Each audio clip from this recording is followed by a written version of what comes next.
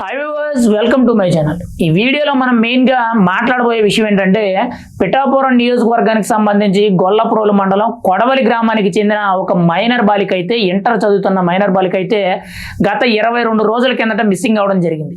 అయితే అప్పటి నుంచి కూడా వాళ్ళ తల్లిదండ్రులు అయితే వాళ్ళ ప్రయత్నాలు వాళ్ళు ఇటు పోలీస్ స్టేషన్కి వెళ్ళే కానీ ఇటు కాలేజీ యాజమాన్యం దగ్గరికి వెళ్ళే కానీ మాట్లాడడం జరిగింది.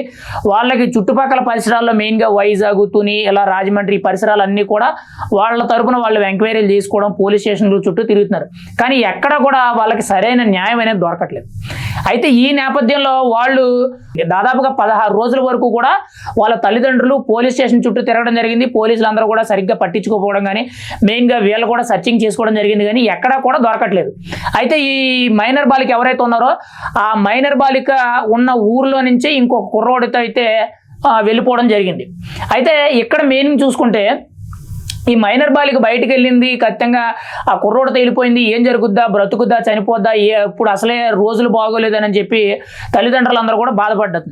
మరి ఎలా తెలిసిందో ఏం తెలిసిందో కానీ వీళ్ళ పవన్ కళ్యాణ్ గారి దృష్టికి ఈ ఇష్యూ వెళ్తే మాత్రం ఖచ్చితంగా సాల్వ్ చేస్తారు అనేటట్టు వాళ్ళకు ఒక ధైర్యం అనేది వచ్చింది. వెంటనే కూడా మీడియా సమావేశం పెట్టుకొని పవన్ కళ్యాణ్ గారికి తెలిసేలాగా వాళ్ళు అయితే ప్రచారం చేయడం జరిగింది.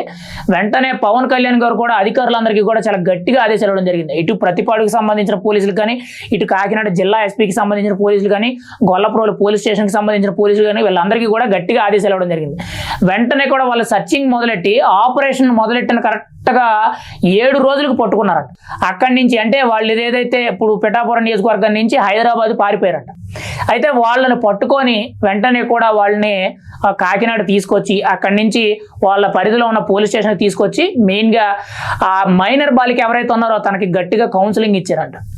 మీరు ఇలా ప్రేమ మాయలో పడి మీ ఇష్టం వచ్చినట్టు మీరు ఇలా వెళ్ళిపోతే మీ తల్లిదండ్రులు ఏమైపోతారు, గట్టిగా కౌన్సిలింగ్ ఇచ్చి ఆ మైనర్ బాలికను వాళ్ళ ఇంటికి పంపించడం జరిగిందంట. ఈ యువకుడు ఎవరైతే ఉన్నారో తను తీసుకెళ్లే యువకుడికి చాలా గట్టిగా ఒక కోటింగ్ అనేది కూడా ఇచ్చినట్టు తెలిసింది. అయితే ఇక్కడ మెయిన్గా చూసుకుంటే కరెక్ట్గా పవన్ కళ్యాణ్ గారికి కంప్లైంట్ ఇచ్చిన 6 నుంచి 7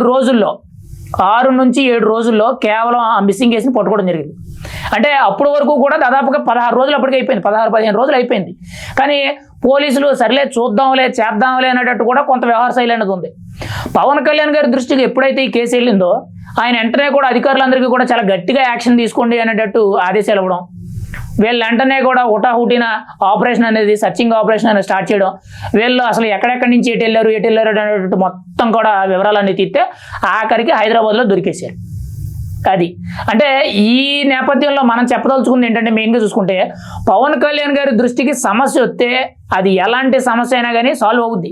ఈ ఒక్క ఇష్యూవే కాదు, గతంలో పిఠాపురంలో అంతకుముందు ఒక అమ్మాయి మిస్సింగ్ అయిందని సేమ్ ఇదే అలాంటిది ఒక ఇష్యూ వచ్చింది. అంతకుముందు కూడా పిఠాపురంలో ఒక అమ్మాయి మీద అత్యాచారం జరిగింది అనేటట్టు, ఒక ఆటో డ్రైవర్ అత్యాచారం చేయడం అనేటట్టు వెంటనే కూడా పవన్ కళ్యాణ్ గారి దృష్టికి వస్తే వెంటనే కూడా పట్టుకోండి అనేటప్పుడు పట్టుకొని 4 పీకి తన జైల్లో పెట్టడం జరిగింది. అంతేకాకుండా భీమవరంకి సంబంధించిన ఒక 9 నెలల కిందట మిస్సింగ్ అయిన అమ్మాయిని 9 రోజుల్లో పట్టుకున్నారు. నెల్లిమర్ల నియోజకవర్గానికి చెంది కూడా ఒక అమ్మాయి మిస్సింగ్ అయిపోతే సేమ్ ఆమెను కూడా చాలా తక్కువ సమయంలో పట్టుకున్నారు.